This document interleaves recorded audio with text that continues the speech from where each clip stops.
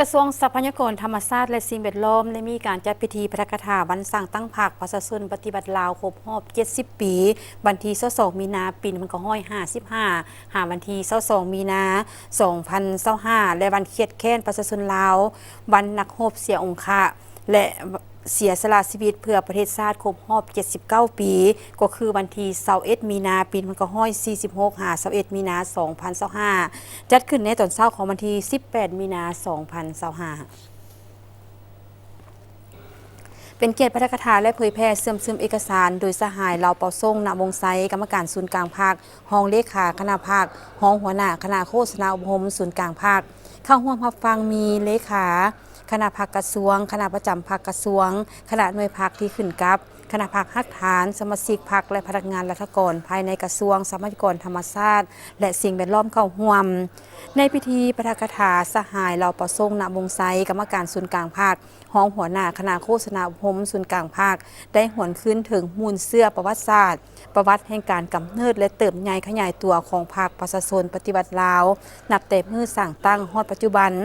ซึ่งตลอดระยะ70 ปีแห่งการนำพาของภาคโมบาจะเป็นระยะต่อสู่กูซาดนับแต่เมื่อสร้างตั้งภาคในวันที่22มีนาปี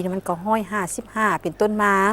ภาคเฮาได้มีการนำพาซี่นำเด็ดเดียวมีวิทยาศาสตร์และมีความฉลาดส่องใสอันได้นำพาปวงชนลาวบรรดาเผ่าผู้หักชาติต่อสู้กับอิทธิกำลังปรปักษ์ที่โหดร้ายป่าเถื่อนมีกำลังบ่ว่าจะเป็นจำนวนพลอาวุธเทคนิคที่ทันสมัยเหนือกว่าเป็นหลายเท่าแต่ด้วยความฉลาดส่องใสและความมีพลิกไหวปฏิภาณของภาคบวกกับน้ำใจหักชาติบ่ยอมจำนนต่อศัตรูผู้หุกหาญของคนลาว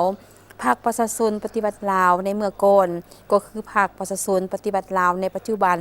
จึงสามารถนำพาปวงชนลาวปลดปล่อยชาติและประกาศเอกราชและอธิปไตยของตนขึ้นในวันที่2ธันวาคมปี1975ภายหลังปลดปล่อย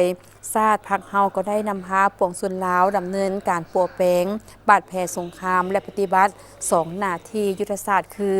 ปกปักรักษาและสร้างสรรค์พัฒนาประเทศชาติให้มั่นคงและศรีวิไลตลอด70 ปีแห่งการสร้างตั้งพรรคประชาชนปฏิบัติลาวและ50 ปีแห่งการสถาปนาสาธารณรัฐประชาธิปไตยประชาชนลาวพรรคเฮาได้มีผลงานอันยิ่งใหญ่และมหาศาลเป็นต้นแม่นด้านการเมืองสามารถปกปักรักษาเอกราชและผืนแผ่นดินอันครบถ้วนไว้อย่างมั่นคงพรรคได้นำพาการพัฒนาเศรษฐกิจและสังคมให้มีการขยายตัวอย่างต่อเนื่องและมั่นเที่ยงด้านวัฒนธรรมได้มีการปกปักรักษาและเสริมขยายสาธารณรัฐประชาธิปไตยประชาชนลาวให้มีบทบาทและใบหน้าใหม่ในเวทีสากลประกอบส่วนในการพัฒนาอยู่ภาคพื้นและอยู่ในโลก